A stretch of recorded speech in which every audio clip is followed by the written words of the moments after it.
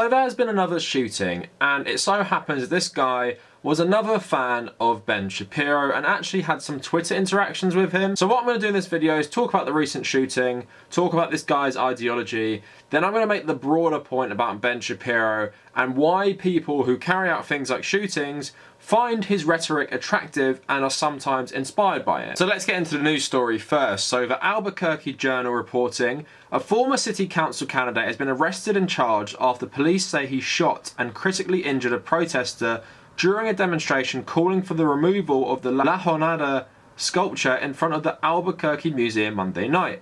Stephen Ray Baker, 31, was booked into the Metropolitan Detention Center early Tuesday morning. He's charged with aggravated battery with a deadly weapon with a fireman enhancement. I don't really understand that charge. It seems pretty clearly like attempted murder. Police say 39-year-old Scott Williams was shot several times in the torso and is in a critical but stable condition at University of New Mexico Hospital. So an attorney for the family saying Williams has devoted his life to seeking equality and justice. When Stephen Baker repeatedly attacked peaceful protesters in Albuquerque last night, Scott took bullets for the community. While he did, the Albuquerque Police Department hid behind the Albuquerque Museum, refused to respond to multiple requests for help, and only sent officers in once the shots were fired. In 2019, Baker, the son of a former county sheriff's deputy, ran on a platform that was critical of the current city leadership and existing federal settlement agreements that impose restrictions on law enforcement. He called local officials complete wimps when it comes to fighting crime. He lost in a six-way race to represent downtown. So just like in the UK, this guy was enraged that local protesters wanted to take down a statue. Now, like in the UK, where we've taken down statues of slavers, the statue they wanted to remove was actually of a conquistador. So Nathan Bernard on Twitter has uncovered this guy was a pretty big Ben Shapiro fan. It's not surprising. So you can find Backer replies to Ben Shapiro tweets, and here's just a couple of them. So Ben Shapiro tweeted, "And for the record, this wasn't an assassination. Soleimani was a terrorist in the middle of planning more terrorist activity while in a foreign country. It's perfectly legal." That is Ben Shapiro, of course, talking about the Iran-US hostilities earlier this year, feels like a lifetime ago, in which the US did assassinate the general of another sovereign country, with Stephen Baker replying, "If I'm not mistaken, there's no federal law that criminalises the assassination of a foreign leader outside the borders of the US. Executive Order 12333 is only a guideline that pertains to this, and it only says agencies cannot participate in an assassination independently." So another one has Ben Shapiro saying, "Administrations always view unfriendly press as the opposition. It would be great if all press always saw itself as the opposition," and Baker tweeted truth. Now, of course, these protests at the moment are anti-racism protests, led by groups like Black Lives Matter, but not exclusively. So you might ask yourselves, how does this factor into Ben Shapiro? Ben Shapiro is the guy who says, systemic racism doesn't exist. He says black people and minorities aren't oppressed and they're just whinging about it because they want to play the victim. So in the mind of someone who loves Ben Shapiro, you might find a lot of these protesters really disagreeable, and if you're brainwashed by people like Ben Shapiro and the right wing in America, who to me are the far right, always saying, look at these violent thugs, look at Black Lives Matter, look at them burning down property, look at them assaulting police officers, that Shake Shack stuff today where apparently they poisoned policemen until it turned out to be a hoax. Again, if you're in that mindset and you listen to people like Ben Shapiro, it's not surprising it will get you riled up. Now, I'm not saying Ben Shapiro in this instance has directly inspired this guy. He didn't go out and call people to commit violence against the protesters. But again, it's not surprising this guy was a fan of Ben Shapiro. Now, what I'm going to do for the rest of the video, we've talked about this stuff, and it's another instance of a shooter being a Ben Shapiro fan, is talk about how Ben Shapiro's actual rhetoric can inspire violence, and of course we're going to talk about the Quebec mosque shooting. So the Quebec mosque shooter in 2018 eventually pleaded guilty to 6 counts of first-degree murder and 6 counts of attempted murder, and he got a life sentence. Now, evidence presented at his trial showed he had a considerable interest in immigrants and Muslims, and he was a fan of the American far right. But in the weeks leading up to the shooting, they released the number of times he visited various Twitter accounts, and surprise, surprise, Ben Shapiro's came right at the top at 93 searches. Now, Ben Shapiro himself denied that he had any role in radicalising this guy against Muslims, and the guy himself said he thought Muslims were coming to kill him and his family. Where would he get that idea from? Well, it's from people like Ben Shapiro who talk about most Muslims in the world being fundamentalists, being radicals. And of course, when you say that word, what does it mean in your head? When I say Muslim radical, what images does that conjure up? Of course it conjures up things like ISIS, Al-Qaeda, people who will just kill you for not believing in Islam, essentially. In one of the videos, he says 800 million Muslims profess to be radicals, and loads more he doesn't really know if they are or not. And I'm going to play you a little montage of him saying this type of stuff, but it's safe to say there isn't much data backing him up in terms of saying that most Muslims are insane radicals like ISIS. Now, I don't know who made this montage, but it's really good, so shout out to whoever did. Someone just posted it on Twitter and I thought it was worth including, so have a look at it. The criticism of me that I think is legit is one that I think is probably common to most people, which is I tend to fall into confirmation bias. I think that, when you're in the political realm, the easiest thing to do is to find evidence that supports your position and cherry pick the evidence in order to support that position. The myth of the tiny radical Muslim minority is just that. It's a myth. And, unfortunately, it's a myth that's going to get a lot of civilized people killed.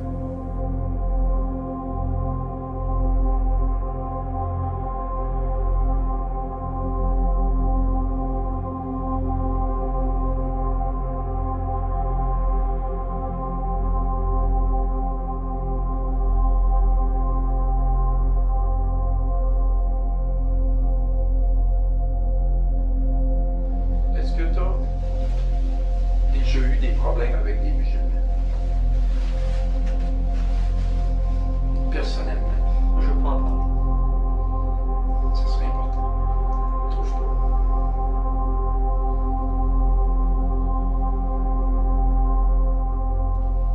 Tu n'as eu des problèmes? Oui.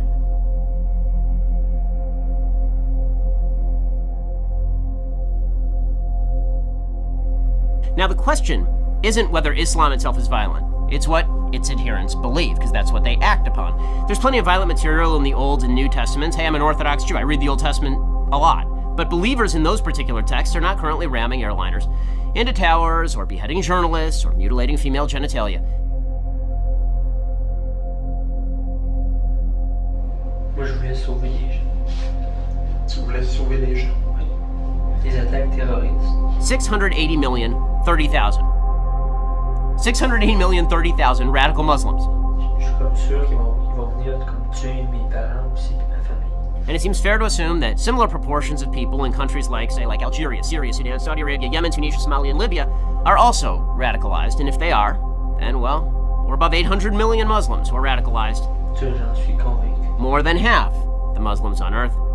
That's not a minority, that's now a majority. And that's still not even surveying hundreds of millions of Muslims in other countries. C'est ça, pour ça, tu sais, il fallait que je fasse quelque chose, tu sais. Now that montage is pretty chilling, and you see at the start how he says he cherry picks the facts, and then you have numerous tweets where he's saying super inflammatory things, and he comes to this number, about 800 million. And then he lists a load of Muslim majority countries very, very quickly.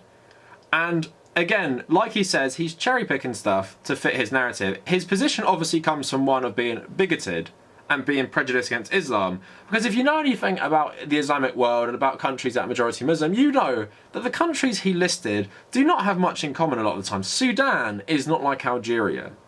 Sudan is not like Syria. A lot of these countries are more secular, especially the ones that were Arab socialists, and that is Libya, Egypt, that is Syria. Now the perception if a Muslim community is radical or not, I guess depends where you're from. Now I don't need to really explain that most Muslim majority countries have a lot of laws against LGBT people. They have laws against atheists. And that is obviously not the same as Western countries. But to think that suddenly makes them all crazy killers who are gonna invade the West, who are going to kill anyone who disagrees with them, they all want Sharia law, just shows he doesn't have any understanding of these regions or has any nuance. And his real hardline fanatical support of Israel obviously plays into that, you know, that famous tweet that, you know, Arabs like to bomb things while Israelis like to build things. Now, his plausible deniability is that he's not telling people to go out and kill people. That is where you can say, I'm not part of the problem here. I never said this guy should go and kill people. But when you use rhetoric like this, when you make up things, when you act like, a whole group of people from multiple different countries, sometimes thousands of miles apart, Indonesia, for example, places in the Philippines that have Muslims, and you are comparing them to places in the Middle East. And even among the Middle East, there's loads of national identities, ethnic groups, religious minorities that are also Islamic, that are all different. When you're painting them as a monolith who are all extremely radical and would love to see anyone who doesn't believe in their religion dead, then of course you're going to feed into a violent worldview of people like the Quebec shooter. Now there's one more thing to talk about when you talk about Ben Shapiro's somewhat violent rhetoric, and that is his stance towards LGBT people. Now you might just say he's quite a traditional homophobe, you know, the type that religious conservatives often are, but it becomes a bit more sinister when he starts threatening politicians, saying that if they want to educate his children about the LGBT community, he'll meet them with a gun. No, that's not a lie. He actually said that about Beto O'Rourke, who said kids should learn about these things so they don't become prejudiced and bigoted. So take a look at the video. In other words, if you're a church, you're not infringing on anybody's rights. You're just saying you can't come here for your marriage. Go to the church down the street. You're a religious school. You're saying, listen, you want to learn about gay rights? Go to the public school down the street. You're not infringing on anybody. Your mere existence is an infringement, according to Beto O'Rourke. The institutional existence is an infringement on liberty, according to Beto O'Rourke, and you must be shut down. You want a culture war in this country? You damn well have it, Beto O'Rourke. You want a culture war in this country? You want this country to come apart at the seams? This is how you do it. Because I promise you, if you come to tell me that you're going to indoctrinate my kids in particular policy, and that I can't pull my kid out of the school and send my kid to a school I want to send them to, that I can't go to the church or synagogue that I want to go to, and if you make that national policy, not just California policy where I can move, but national policy, people are not going to stand for that. They're not going to stand for that. And if you send a truant officer to remove my child, I have two choices at that point, right? If I have no place to move because you've now made this national federal policy, I now have two choices. One is to leave the country utterly. Two is to pick up a gun. Those are the only choices that you have left me. And now people on like, oh, this is, how could you say stuff like that? How could you be so extreme? It's not extreme to defend the fundamental rights the Constitution was created in order to protect. Beto O'Rourke does not get to raise my child. And if he tries, I will meet him at the door with a gun. That is insane. That is insane. If he tries to remove my child from my home, and well, he's not suggesting that. Where do you think this goes? So obviously what you have there is an extremely prejudiced and bigoted man saying that he wants to do anything, even potentially use violence, meet Beto O'Rourke with a gun if he tries to tell his kids about the LGBT community and tries to make them more tolerant. I honestly feel very sorry for his children. And this is obviously part of a pattern with Ben Shapiro. So here's some old tweets, not that old, 2015. So, our hate-filled president slaps religious Americans in the face in the name of love, using tax dollars for gay propaganda. So here's one of the Confederate flag going down, the pride flag going up. That looks like a good thing. So left cheers removal of flag with almost no believers in its pro-slavery meaning, replacement with flag of oppression. So somehow he's saying that the Confederate flag isn't a popular symbol in America when it definitely is. And then he's saying a flag of liberation and inclusivity is a flag of oppression. So one more, another tweet. This is a mayor-approved crosswalk in Seattle. This is City Hall in West Hollywood. Yes, they are discriminatory. So again, when you're saying all these very inflammatory things about the LGBT community, when you're saying that their flag is a flag of oppression, when you're saying it's discriminatory against you for this flag to exist, when so-called religious conservatives start complaining about their right to discriminate people based on religion, meaning they can use religion to be bigoted, to be racist, to be prejudiced, that is somehow their oppression. And when you add that all up and have his lines about meeting Beto O'Rourke with a gun if he tries to teach his kids about the LGBT community, then you see how rhetoric from a guy like that can really incentivize violent people to carry out violent acts. But saying that, millions upon millions of Americans love Ben Shapiro and love far-right propaganda pushed by the GOP and Fox News and all these networks. And the rhetoric they use is disingenuous, is not based on reality, and is deliberately inflammatory. So of course, when you say stuff like that, you're gonna get this reaction. When you start saying most Muslims in the world are radical and they want to destroy everything you care about,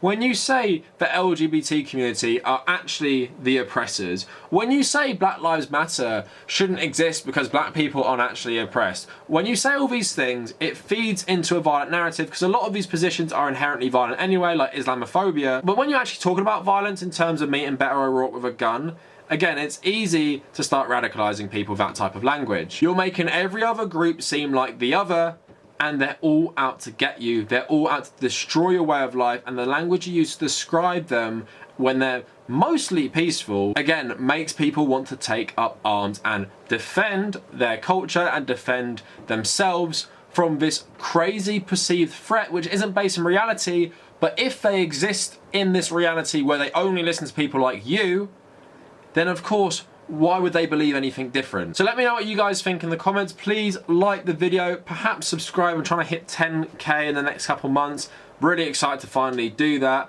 Also check me out on social media, follow me at The Cavernacle. Twitter is the main one, but also Facebook and Instagram. Reddit is another really big one for me, so my subreddit is r/TheCavernacle, so check that out. My personal Reddit is u/TommyCahill1995. You can message me on any of these social media platforms if you want to talk about some of this stuff more. Check out my Patreon and check out my WordPress in the description, and if you made it this far, thank you for watching.